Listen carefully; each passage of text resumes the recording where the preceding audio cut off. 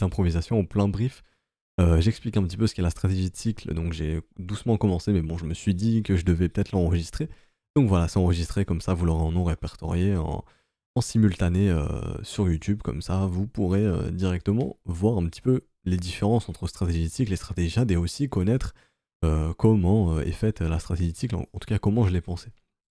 Donc, premièrement, on parlait d'un marché horizontal et je vous remontre rapidement cette charte qui est pour moi simplement la définition d'un cycle haussier, hein, et donc en tout cas d'un marché haussier, d'un marché baissier, ce qui fait un cycle.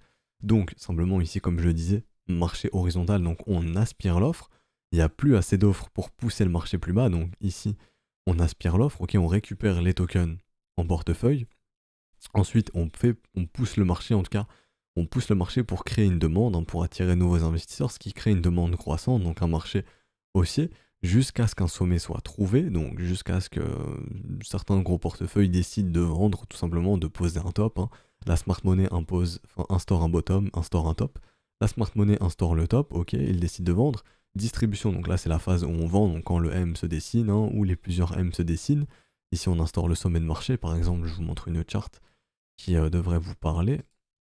Hop, on va aller ici, on va regarder le Nasdaq un petit peu, hop, juste ici. Hop, je vais passer en weekly. Donc par exemple, ça c'est typiquement la définition d'un cycle. Ok. Enfin, ça c'est typiquement un cycle. Mouvement haussier, distribution, mouvement baissier, etc. etc.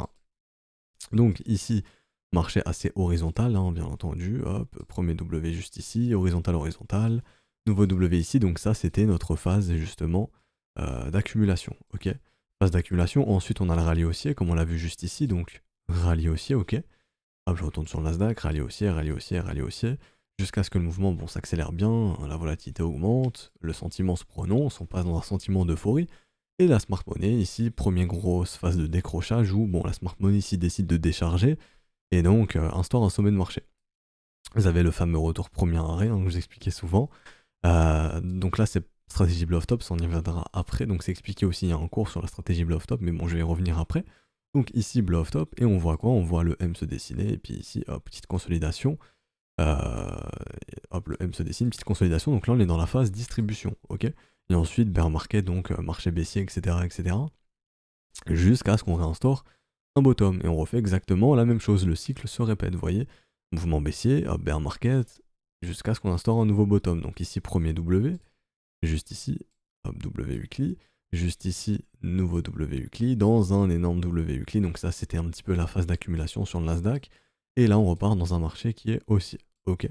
Dans un marché qui est, pardon, haussier, tout simplement, et pour l'instant il n'y a pas de sommet ici. Est-ce que vous avez vu ce M qui a cassé ce premier arrêt? Non. Malgré ce gros mouvement baissier, on peut voir on n'a pas cassé le premier arrêt, rappelez-vous, tant qu'on ne casse pas le premier arrêt, objectif aller plus haut, hein. Ici c'est encore un cas d'école, le premier arrêt ne cède pas, gros V bottom, tout le monde crie au bear market, bah non, pas de cassure du premier arrêt, mange-toi un nouveau sommet et mange-toi un S&P, un Nasdaq pardon, qui passe de 9700 points à 13 000 points. Voilà, mange-toi ta hausse. Mange-toi ton bull market, tout simplement. Et donc stratégie de cycle, c'est simplement la représentation de ce graphe. Tout simplement, le marché refait très très souvent cette pattern.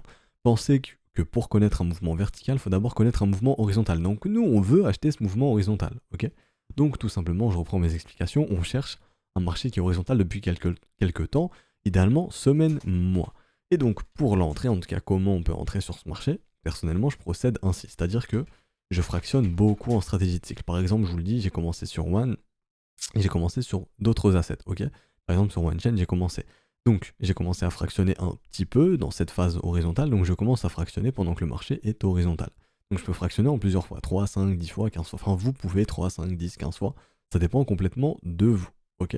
Moi, j'essaie de fractionner en 3 à 5 fois, même potentiellement plus. Bon, pour l'instant, c'est pas arrivé, mais pourquoi pas, qui sait. Mais pour l'instant, non. Mais on peut fractionner en plusieurs fois. Donc simplement, je n'achète même pas de W weekly ici. J'achète juste parce que c'est horizontal.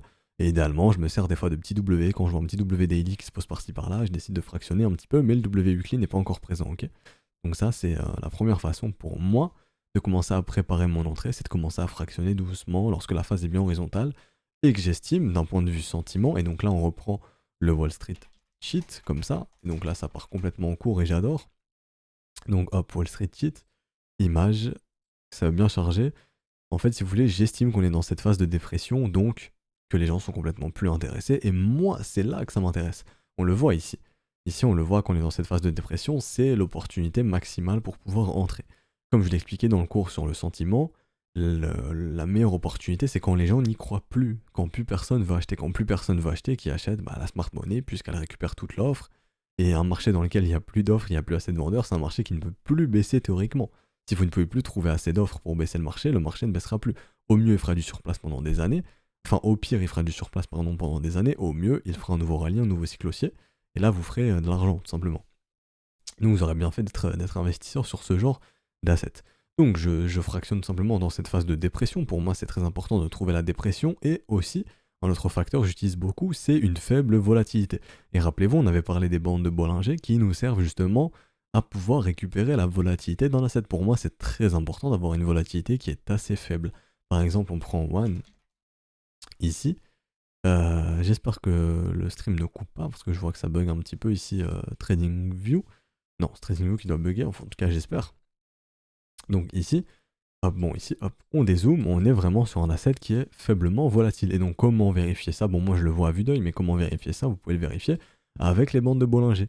Et rappelez-vous, quand les bandes de Bollinger commencent à devenir assez horizontales, c'est qu'on arrive comme ça, c'est qu'on arrive sur un asset qui commence à être très horizontal, en tout cas avec une faible volatilité. Donc ça, c'est le critère, ok? C'est un autre critère que j'utilise beaucoup. Donc là, je vais devoir retourner sur l'autre chart, sinon ça va être compliqué. Alors, j'aurais pas dû utiliser cette chart, mais bon, c'est pas grave. Hop, j'espère que j'ai pas perdu mes explications. Voilà, elles sont ici. Donc, fractionner, donc ça, je fractionne tout simplement. J'achète aussi, hop, j'achète W weekly, bien entendu, quand ça se pose. Et donc, l'autre critère, c'est faible volatilité.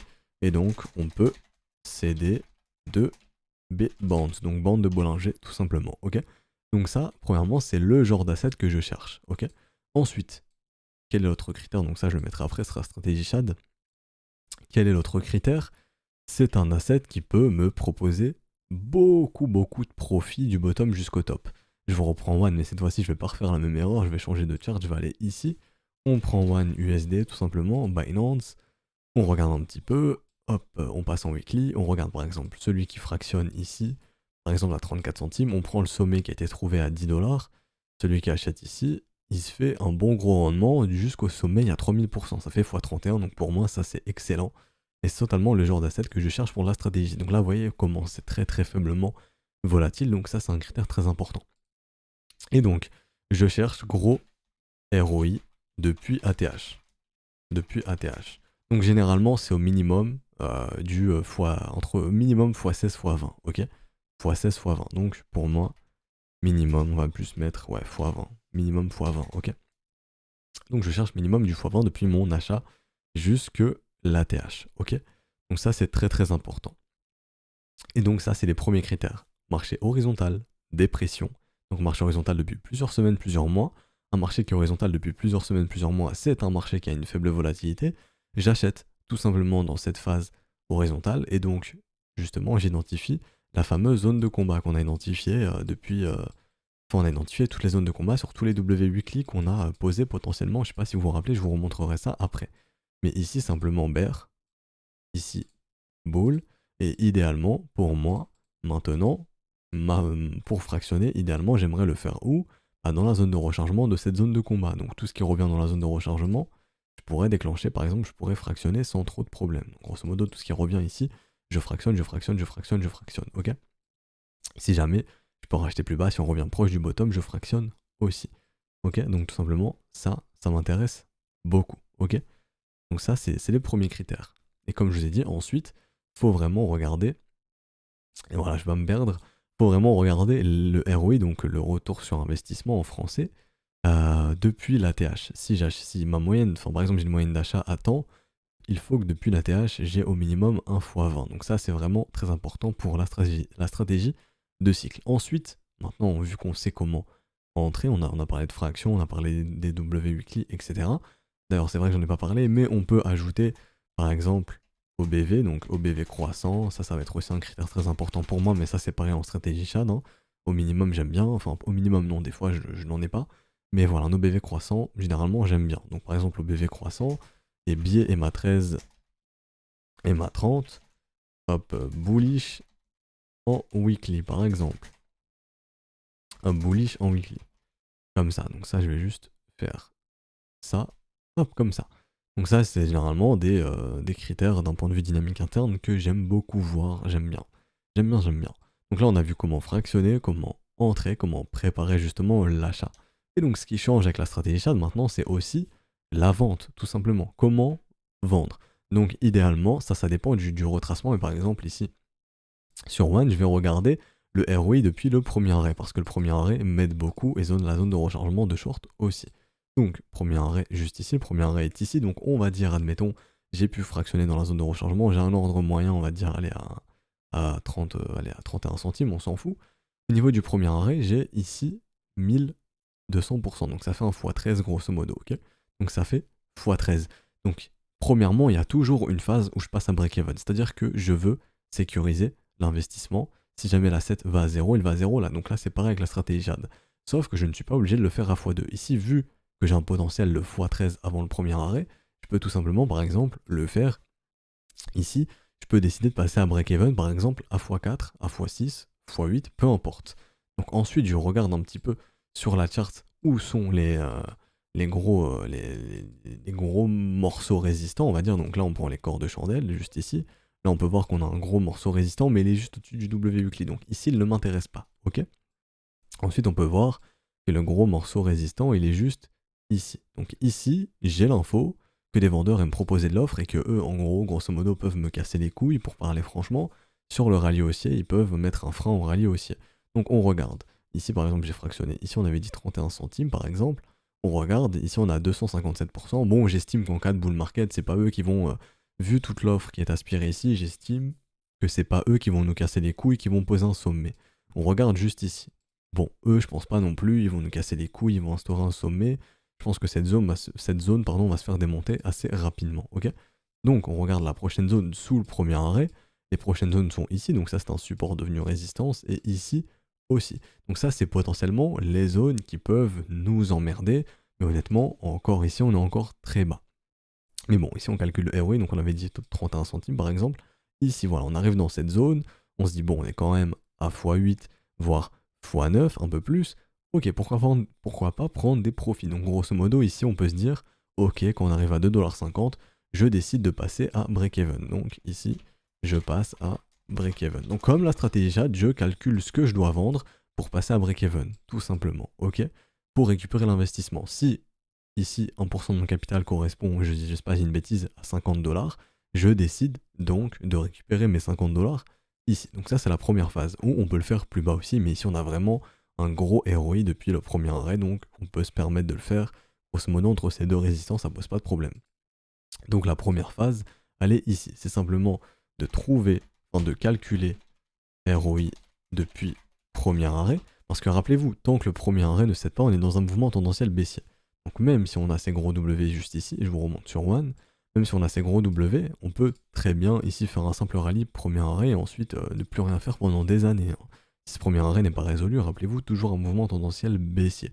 Et nous, on est dans une stratégie de cycle. Donc idéalement, le but, c'est de passer à break-even sous ce premier arrêt. Toujours sous le premier arrêt, on passera à break-even. Donc ça, faut le noter aussi. Alors, toujours passer à break-even sous premier arrêt. Tout simplement. Donc break-even, ça veut dire sécuriser investissement. On récupère la mise de départ. Ça, c'est le plus important. Et pour calculer, on prend résistance, on prend les grosses résistances. Hop, grosse résistance s'il y en a, sous le premier arrêt.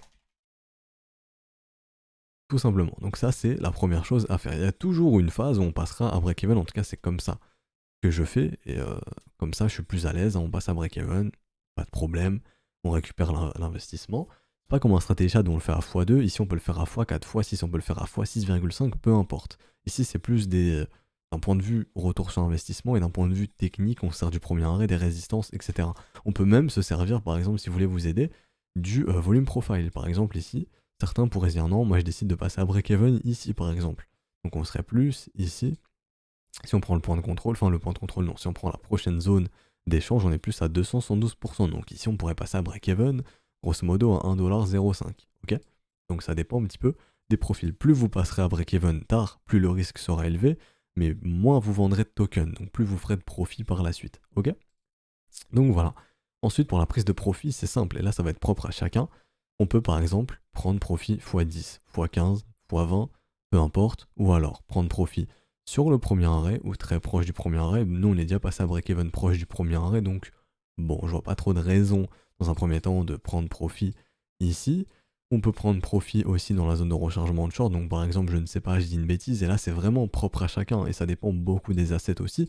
Ça va beaucoup dépendre aussi de l'asset, il représente combien de mon portefeuille. Si ça commence à représenter trop, de base ça représente 1%, ça commence à monter 2, 2,5, 3%, je peux réduire d'un point de vue, de ce point de vue là, je peux simplement réduire, ok? Je peux tout simplement réduire, parce que je peux me dire, ok, waouh, ça commence à prendre une ampleur un peu trop grosse de mon portefeuille, on va dire, et je suis un peu moins à l'aise de tenir une position qui représente autant, donc tout simplement, j'ai réduit la position pour retrouver un risque que j'aime, tout simplement, que je sais maîtriser, ok? Avec lequel je suis totalement en accord. Donc ça c'est aussi important à noter. Donc par exemple, on peut se dire on passe à break-even ici, et ici par exemple on prend 10%, 10% de profit supplémentaire sans compter le break-even, hein. Donc juste ici 10% par exemple, premier arrêt, où on se dit, moi je prends pas profit avant par exemple un retracement de moitié, coucou gain. Donc si j'arrive bien à prendre le bottom exact, hein, ce serait plus facile, voilà. Et donc ici, Kokugan, on peut potentiellement par exemple se dire moi je prends profit et je prendrai du profit sur un retracement de moitié. Donc par exemple ici, je prends du profit. Donc là ça dépend encore une fois de vous, hein. Ça dépend de vous, XX%, vous faites ce que vous voulez. Ça dépend. Par exemple si vous de base vous étiez à 4% de gestion du risque et d'un coup vous montez à 8, 9 voire 10%, si l'asset représente 10% de votre portefeuille parce qu'il a bien pump en équivalent dollar, et ben tout simplement ça peut devenir problématique. Et donc n'hésitez pas à réduire tout simplement si jamais c'est nécessaire. Et donc, on prend profit ici. Zone de rechargement de short, c'est obligatoire pour moi. Je prends du profit dans la zone de rechargement de short. Donc obligé, pardon, je prends du profit ici. Mais je clôture pas tout, bien entendu, hein, je clôture pas tout. Et ici, XX%, je vais y arriver. XX%, pareil, ici ça dépend de chacun, donc ça je vais le noter. Hop, pour prise de profit, par exemple, 50% GAN, RLZ short, obligatoire pour ma part. Simplement, la zone de rechargement de short est une zone à vendeur et une zone de profit, donc je suis obligé de me prendre des profits. Si j'étais vendeur et que je cherchais à shorter ce marché, je le ferais dans cette zone de rechargement de short. Donc là, j'ai des achats, donc automatiquement, je suis censé prendre des profits dans cette zone, donc dans la zone de rechargement de short. Pour les nouveaux, je vais réécrire ça, c'est la zone de rechargement de short. Donc une zone de rechargement où on décide de vendre un petit peu. La smart money va aussi prendre des profits dans cette zone très probablement. Donc là je prends des profits. Maintenant, on peut céder des extensions si ce marché s'offre un nouveau sommet et si c'est ce qu'on cherche dans la stratégie de cycle. On cherche des assets qui ont le potentiel de venir chercher de nouveaux sommets. Donc comment on fait? On peut faire garage jaune par exemple, ça je le fais énormément. On prend simplement une extension de 168-200%. Comme je vous le disais sur Bitcoin d'ailleurs, on arrive dans des zones de prise de profit pour certains. On l'avait identifié, la garage jaune juste ici. Donc là on a quelques petites turbulences, probablement certains prennent profit. C'est simple, c'est une zone d'extension où certains vont chercher à prendre profit, ok? Et c'est pour moi en cas de nouvel ATH, cette extension semble être une target réaliste. Pour moi en cas de nouveau sommet, toujours l'extension 168-200%. Donc ma prochaine phase de profit, si bien entendu il n'y a toujours pas de blow off top avant, et ça le blow off top on y viendra après, ça se passera ici. Donc là, je déciderai de reprendre des profits dans cette zone. Nouvelle prise de profit. Hop, nouvelle prise de profit ici, ok? Donc ça c'est la prise de profit juste ici. Et après je vous montrerai sur le Bitcoin comment on aurait pu faire au précédent cycle, par exemple si on était intéressé pour faire de la stratégie de cycle ou non. D'un point de vue retour sur investissement, c'était pas assez intéressant. Mais si certains veulent exécuter sans ces conditions de retour sur investissement, on ira voir au précédent cycle du Bitcoin comment on aurait pu faire, ok? Donc ici nouvelle prise de profit. Donc par exemple voilà l'asset e-pump, ici on passe à break-even, ici on peut reprendre du profit à 50% de gain, zone de rechargement de short on prend du profit, nouveau sommet, le monde il est beau, il est joli, ici on arrive en garage zone, on prend du profit encore une fois, ici, ok, on prend du profit, ok. Donc par exemple ici consolidation, hop comme ça, le marché poursuit. Maintenant, comment on fait? On laisse le marché monter, on laisse le marché monter. Par exemple, si vous avez d'autres conditions qui est, par exemple, je ne sais pas, je dis une bêtise, à x50, quoi qu'il arrive, je reprends du profit, on calcule. Ici, on est à 31 centimes, on avait dit, grosso modo, bon, ici, je vais prendre 30, 50, donc là, on est bien au-delà de 50. Donc, par exemple, je ne sais pas, vous avez fait x100, là, vous avez vraiment un trade qui est excellent, hein, x100, c'est incroyable. Et donc, par exemple, ici, on peut se dire ici, on prend du profit, on a à x100, par exemple. Donc, on peut ajouter aussi, hop, on peut ajouter des conditions, ajouter conditions de prise de profit sur le ROI. Donc par exemple x30, x50, x100, peu importe. Ça dépend de vous ici. Ça dépend de vous. Donc ça, c'est pas obligatoire. Ça dépend de vous, comme je vous ai dit, moi c'est plus, hop, comme je vous le montre, enfin, comme je vous l'ai dit, petite flèche, moi c'est plus gestion du risque. Si ça commence à prendre trop d'ampleur dans mon capital, je peux ne pas être à l'aise et donc laisser un petit peu, vendre un petit peu, récupérer du profit, tout simplement pour que la position puisse représenter moins de mon capital, tout simplement. Ok, donc là on retourne sur la charte, ici, et donc maintenant on va pas parler 1000 ans des prises de profit à x30, x50, on s'en fiche un petit peu, enfin pas on s'en fiche mais ça c'est propre à chacun. Ensuite on regarde, on voit phase de pump, et rappelez-vous généralement un cycle, enfin, on a toujours une transition, c'est-à-dire que généralement c'est très rare, ça peut arriver, mais c'est très rare quand même, de simplement avoir un gros V-top quand c'est un simple pump and dump comme ça. Il y en a, mais c'est assez rare. Généralement, un cycle qui s'est bien établi, généralement quand même, on a bien la petite phase de distribution, en tout cas le M-top qui s'instaure, et donc la fameuse phase blow-off-top. Et donc le blow-off-top, c'est ici. C'est quand vous commencez à sentir de l'euphorie, quand tout le monde s'intéresse à l'asset, que tout le monde achète sans raison, qu'on a plein de news qui arrivent, que voilà, les devs promettent monts et merveilles, on arrive généralement dans cette phase d'euphorie. Ok. Quand vous sentez qu'on arrive dans la phase d'euphorie, vous allez vous préparer au blow-off-top. Et donc là, on fait stratégie blow-off-top, tout simplement. On fait stratégie blow-off-top. On prend notre fib, bottom-top. Quand on a la phase de décrochage, rappelez-vous, le marché très généralement se mange très rapidement. Par exemple, ici, le sommet est ici, on pourrait totalement passer de 44 à 27 dollars très rapidement. Ok. Donc ça serait potentiellement le blow-off-top. Là, on a le rebond, comme ça. Si vous identifiez bien euphorie, etc., et que les gens ici sont persuadés qu'on va aller chercher un nouveau sommet, ils sont persuadés que c'est bullish, qu'ils vous annoncent des targets ahurissantes, qu'on a vraiment une grosse capitalisation, qu'on a un asset qui a vraiment beaucoup performé, ici, on peut se dire qu'on prend énormément de profit, ou ça, dans la zone de rechargement de short, donc du rebond. Donc ici, simplement stratégie blow-off-top, on peut tout simplement prendre beaucoup de profit. Par exemple, clôturer 80% de la position. Par exemple, ou plus, comme vous voulez, 85, 90, peu importe. Quoi qu'il arrive, même si on s'offre un nouveau sommet derrière, vous avez vraiment fait une performance qui est excellente. Donc même si vous vous êtes trompé, qu'on n'est pas dans la phase d'euphorie, qu'on est simplement dans un bear trap, et que derrière le marché fait ça, quoi qu'il arrive déjà, vous n'avez pas tout vendu. Hein, donc là, quand je dis clôturer 80% de la position, c'est par exemple si vous avez déjà pris profit avant, gardez peut-être aller 10% du bag ou 5% dans cette phase, mais gardez toujours un petit peu de bag, on sait jamais si on s'est trompé, si on a mal estimé l'euphorie, que le marché derrière offre un nouveau sommet et qu'il poursuit son rallye, ok? Ça peut arriver, on sait jamais. Donc gardez un petit peu de bag, mais quoi qu'il arrive, la performance est excellente ici. Vous avez vraiment une performance qui est excellente. Donc ici, par exemple, voilà, on se retrouve avec une position clôturée à 80% en ayant pris compte des profits précédents, etc. Ou même 85, on va plus mettre 85 ou 80, peu importe. Ici, hein, j'aurais pu mettre 80 ou 85, on va plus mettre 80-85%. Donc on laisse courir tout simplement. Hop, laisser courir le reste, si jamais. Si jamais on a mal estimé, on n'est pas en blow-off top. Mais généralement, le blow-off top, ça se voit. Hein. C'est vraiment le retour brutal. Les gens qui continuent d'être bullish, ils n'ont pas peur de ce mouvement baissier. Ils voient ça comme une opportunité. Vous voyez un bon gros volume vendeur ici, record. Grosse phase de décrochage. Le rebond. Tout le monde est bullish. Tout le monde dit que voilà, c'est le rebond. Enfin, c'était ce qui était nécessaire pour poursuivre sur ce rallye. Au final, non. Le marché, ce qu'il fait, c'est simplement ça. Hein. C'est le fameux blow-off top. Ici, donc vous avez pris profit ici, retour en zone de rechargement de short. Ceux qui ont instauré ce sommet défendent ce sommet, revendent ici. Et là, le marché baisse. Et vous entrez dans le bear market lorsque le M est confirmé, bien entendu.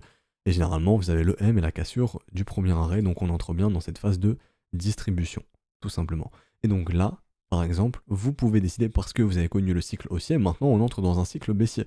Distribution, decline, et donc ensuite, bah, c'est le cycle baissier. Donc, cassure du premier arrêt, ce qui attend la 7, c'est au minimum un retour dans la zone de rechargement. Donc, au minimum, vous vous dites, ok, mon premier arrêt a été pété, j'ai du M-Weekly, j'ai connu le blow-off top, je passe dans un bear market, au minimum, la 7, il reviendra ici. Et généralement, dans le marché crypto, dites-vous plus que généralement, la zone de rechargement, c'est plus, hein, sur ces gros blow-off top, c'est plus généralement ici, ou même plus bas, bien entendu, hein, mais au minimum, généralement, dites-vous que c'est ici. Ok, donc ici, par exemple, ça sera entre 9 et 5 $, ce serait plus ici. Généralement, on démonte la zone de rechargement, on va plus bas, et ensuite on instaure le bottom, hein. Donc ça dépendra un petit peu d'où s'instaure le bottom, ok. Mais en tout cas, ici, vous avez raidé le cycle haussier, et vous raidez le cycle, enfin, pas vous raidez, mais vous vendez, ça ne sert à rien de hold dans un cycle baissier. L'offre prend le dessus, ça y est, on a eu le rallye, on a puni les gens qui ont acheté de façon verticale, maintenant on va les faire vendre, et on veut reconnaître un cycle de dépression, etc., horizontal, machin, pour relancer un cycle derrière. Le marché fait ça sans cesse. Donc ici, lorsque le M se confirme, vous pouvez totalement clôturer la position à 100%. Donc par exemple ici le M se clôture, clôturer position à 100%. Et donc vous avez raidé un cycle haussier. Vous avez acheté quand c'était horizontal, pardon, quand personne s'y intéressait, l'accumulation. Le rallye, donc sur la première phase de rallye, on prend des profits, on passe à break-even, c'est-à-dire que si on ne résout pas le premier arrêt, on peut totalement aller retourner à zéro derrière ou ne rien faire pendant des années et des années. Donc au minimum, on a break-even, on a récupéré l'investissement, on peut aller déclencher ailleurs, si jamais, en tout cas, on dégage du capital. Ensuite, la prise de profit, c'est propre à chacun.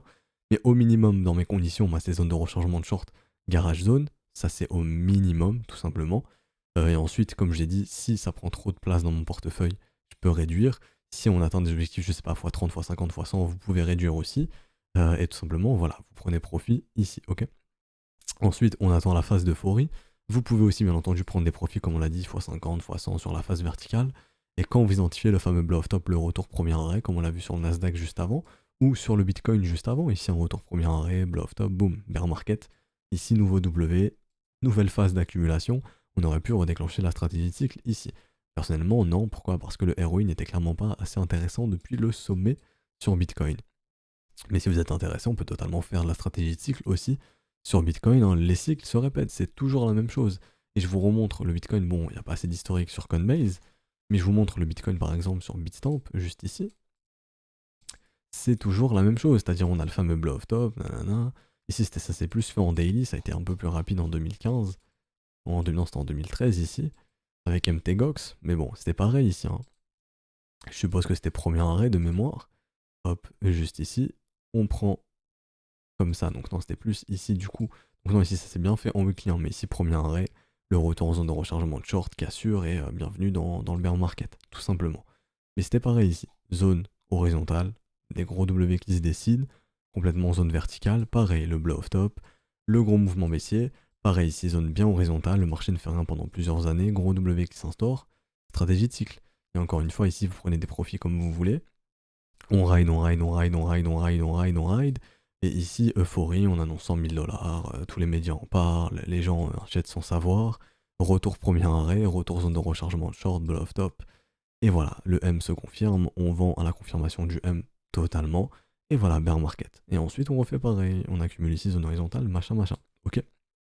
Donc c'est simplement ça, la stratégie de cycle. Donc c'est se servir d'une faible volatilité, de reconnaître une dépression, un marché qui est en zone d'accumulation, on va dire, hein, puisqu'on a une offre qui n'est plus suffisante pour faire baisser le prix, donc on a une aspiration de l'offre. Ensuite, on calcule dans mon cas le ROI, je veux vraiment un gros ROI depuis l'ATH, puisque je me sers d'un retracement de gain, je me sers de la zone de rechargement de shorts, etc. Donc j'ai besoin d'avoir un gros ROI pour faire du profit, sinon ça m'intéresse pas. Ensuite, moi personnellement, je me sers des résistances, par exemple sous le premier arrêt, pour localiser mes ventes, pour passer à break-even, ou simplement vous pouvez vous dire, par exemple, si j'ai un x8 avant le premier arrêt, je peux décider de prendre profit à x6 par exemple, je passe à break-even à x6, etc. Vous pouvez le faire vraiment à votre sauce. Là, je vous montre un petit peu comment moi je fonctionne. Et ensuite, simplement garage zone, nouvelle zone de profit. Si ça prend trop d'ampleur dans mon portefeuille, je peux prendre du profit, j'ai réduit le mag. Et ensuite, garage zone prend du profit. Et ensuite, la fameuse phase blow-off top, quand elle est présente, généralement c'est présent.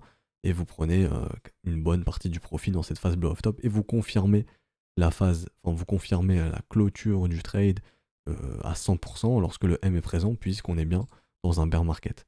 Tout simplement. C'est ça la stratégie.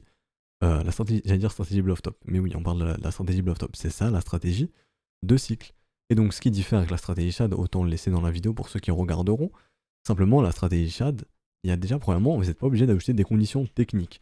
Donc, c'est simplement acheter un marché bas. On va dire bas. C'est un marché qui généralement est à moins 90, moins 95, ou pas, s'il n'y a pas d'historique. Mais acheter un marché, on va dire, bon, je mets bas, on n'est pas obligé, juste acheter un marché à n'importe quel prix. Les conditions techniques ne sont même pas obligatoires. C'est-à-dire que vous pouvez acheter un marché comme ça. Actuellement, je ne sais pas si je dis une bêtise. Bon, il faut que je donne un bon exemple. Hein, mais je dis une bêtise, allez, SXP ou LSK vous intéresse, vous achetez simplement. Et le but, c'est simplement de récupérer l'investissement. Donc, par exemple, on achète un marché pour 100 euros. Et ben simplement, à x2, je récupère 100 euros. Je récupère 100 euros. À x4, pareil, je récupère 100 euros, etc. etc. C'est juste de faire ça la stratégie Shad. Je récupère 100 euros, x8, etc. Vous avez compris, x8, pareil. Et par exemple, si vous décidez d'aller jusque x16 max, x16, je prends tous les profits. Ok. Voilà, ça c'est juste la stratégie Shad. Maintenant, les conditions techniques que je vous enseigne, ça, à mon humble avis, ça vous permet de quand même trouver un asset qui a une dynamique intéressante. En tout cas, un asset qui pose un bottom. Vous achetez pas un asset qui fait que ça, hein, parce que vous pouvez attendre 3 ans. Hein. L'asset, vous pouvez acheter là et il peut continuer de baisser comme ça pendant 3 ans. Ça, c'est pas intéressant.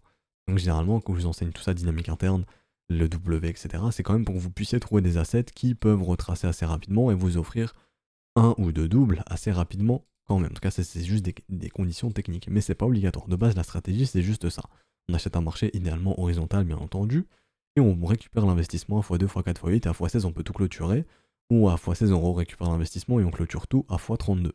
Ça c'est simplement la stratégie Shad. Donc là la stratégie de cycle c'est vraiment, faut vraiment connaître des conditions techniques, vraiment récupérer le sentiment, donc c'est pour ça que le cours psychologie était très important, et donc on se sert vraiment de cette charte pour récupérer l'évolution d'un cycle, et donc pour rider ce cycle. On achète horizontal, on bénéficie du rallye, blow off top, donc là c'est pas vraiment matérialisé par un blow off top, mais imaginez le blow off top. On vend le retour en zone de rechargement de short, en tout cas on clôture une bonne grosse partie de la position. Le M se confirme, le bear market se confirme, ici vous voyez le M. On passe dans un cycle baissier, on ne veut plus holder dans un cycle baissier. Et je sais que beaucoup ont fait l'erreur justement d'holder dans un cycle baissier sur les alts, etc. Ça aurait pu vous aider justement de connaître ces structures de marché très simples. Le M weekly instaure un sommet de marché. Quand vous voyez du M weekly, on ne peut plus penser boule. M weekly, première répète, on pense plus boule, on pense dans un cycle baissier. Ok. Simplement, quand ces structures se remontrent, on ne pense plus cycle baissier. Par exemple, ici VTOP, pas une structure baissière. VTOP, pas une structure de retournement. VTOP, pas une structure de retournement. On casse pas le premier arrêt, nouveau sommet. Ici MTOP, cassure du premier arrêt, cycle baissier. Vous avez connu un cycle haussier, vous connaissez un cycle baissier, et l'histoire se répète. Ensuite, nouveau W, on pose le bottom. Ici, MTOP, cassure de ce premier arrêt, on connaît une phase baissière, jusqu'à ce qu'on ait résolution haussière. Au final, le gros W prend forme ici, et donc ici confirmation bien entendu d'un énorme cycle haussier, et là on est dans un énorme cycle haussier sur Bitcoin tout simplement, et tant qu'on ne revoit pas de M, il n'y aura pas à s'inquiéter. Donc vous ne verrez pas de M weekly, pas de cassure du premier arrêt, il n'y aura pas à s'inquiéter. Donc voilà, ceux qui se questionnent comment prendre profit par exemple sur le Bitcoin, tout ce qui est expliqué dans la stratégie de cycle, ça peut être appliqué sur Bitcoin tout simplement. Ok? Donc voilà, je clôture juste ici la vidéo.